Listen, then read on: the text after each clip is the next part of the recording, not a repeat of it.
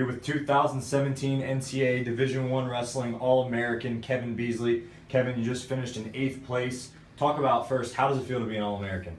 It's kind of surreal. I've been working for this moment since I was, 4 years old when I started wrestling.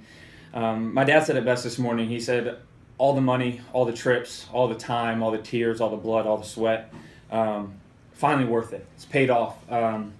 Forever I'll be able to call myself an NCAA All-American. And for everyone who knows the sport, that's quite the accomplishment. I'm not finished yet. It's my junior year, and I want to come back and, beat what I just did. But right now, it feels great. Overall, talk about your tournament as a whole. How do you think you competed? I came in here with a mindset of just to wrestle hard for 7 minutes and keep scoring points.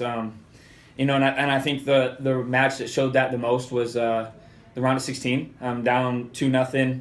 Kid has about 8 years of riding time on me, and I just kept wrestling. I had faith. I believed in myself, and I made it happen late in the match. And so that was just a game plan. Come in and make sure I wrestle hard and try to impose my will on these people, and show them what Old Dominion Wrestling's all about. That round of 16 match, like you talked about, Studebaker, he ended up taking 5th place, but you said you're down 2-0 late in the match. Some people may be counting you out at that point. And then talk about that move that you hit. For most people who watch wrestling, they probably, me for even, I don't know what the hell you did. Talk about what that move was and how you were able to get the pin. Yeah, so I like to take pride in I'm dangerous in every position, top, bottom, neutral, pinability, I guess you could say. But it's Roll City and is what we call it. My dad taught me it when I was young. I actually love when people ride legs on me. I don't know if anybody's ever really ridden me with legs. So it's Roll City, I've been hitting it ever since I was little, and when I tried to hit it like 6 or 7 times in that match, but I finally got it, and I just, like I said, I take pride in being dangerous in every position. I think I can put someone on their back from anywhere, and that's big, especially at this tournament. Let's backtrack to last night. Everyone knows about the blood round, one of the scariest, also most exciting moment for a wrestler. You win, you're an All-American. You lose, you're not an All-American. You and Jack Deco, you guys came in together. You're great friends and training partners. Talk about what the feelings were like before and after going into that round. Yeah, so we had the quarterfinals at 10 a.m. in the morning, and then we didn't wrestle again until 7, and the coaches told us to go back and nap. And I don't know if I've ever been that excited / nervous for an entire day in a really long time. Like, I couldn't nap. My heart rate was through the roof. I was sweating when I was trying to sleep. And I got here, or on the way over, I asked Dixon, I was like, man, I'm nervous. I feel like a little kid again. And he was like, that's good. He said, nervous means you care. Nervous means you're ready. And so when I'm warming up, like you said, Jack's one of my best friends in life. He's my training partner. The only thing that's separating us from being brothers is blood. And so he's wrestling. He's in a tight match. And I kept looking up at the TV with the score on it. And Dixon was like, hey, worry about yourself right now. He's got this. And so I was like, all right, yeah, I'm good. I need to focus on my match. We'll worry about it after. And so I didn't know how Jack's match turned out when I was wrestling. He was finishing up as I was starting. And so I went to cool down. I'm excited, happy.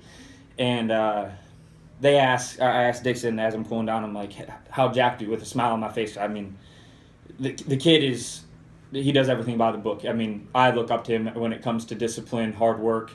And Dixon just kind of dropped his head and shook it. And I went from being like the most excited I think I've ever been in my life to like heartbroken, No one does things more right than Jack.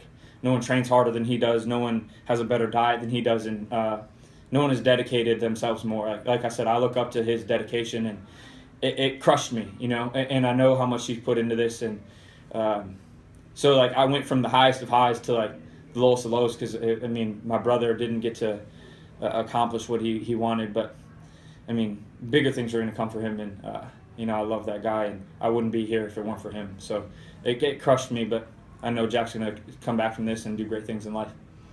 Yeah, both of you will leave here as All-Americans. Jack, All-American as a freshman, fell just short. Moving on to you, what's next for you? What is your plan for the spring? Will we see you in any Greco tournaments? I haven't really decided. I know that they're doing a U23 world team, freestyle world team, and I think those worlds are in November. So, if Steve will let me do it, I want to try to make a U23 freestyle world team. I started an internship this summer to graduate, so I don't know how much freestyle I'll be able to wrestle or Greco because of my internship, and I plan on starting grad school in the fall. I just actually Thursday morning I got accepted to Old Dominion Sports Management grad program, so I got to do some things that I have to do to graduate this summer. But hopefully, if Steve will let me, the plan is to make U23 World Team. And but one more shout out, I gotta give a shout out to God right here. I don't talk about it much, but I'm pretty faithful. And going into this tournament, I just wanted to wrestle my hardest, and I just said that God's plan is greater than mine. And so no matter what He wanted, my plan was I was just going to accept what happened and wrestle my hardest, leave it all out there, and give all glory to Him, and just wrestle my hardest because I know that His plan is greater than mine. Last question for you, Kevin. Anything else you want to say to all your fans out there in Monarch Nation and your tons of supporters back home in Michigan? Yeah, everyone was sending me texts and tweets, and I actually had to turn my notifications off last night before the blood round because my phone was blowing up when I was trying to warm up. I couldn't even hear my music. So, I haven't got back to everyone yet, but thanks Monarch Nation, thanks Shamrock Nation, and everyone who's on Team Beazley. This is a heck of a weekend. I couldn't have had a better birthday. And thanks for all the support and love, and I'm going to try to get back to everyone, but right now, I think as of right now, I have 82 unread text messages, so thanks, everyone. All-American Kevin Beazley, we look forward to seeing you on the top of the podium next year. Yes, sir.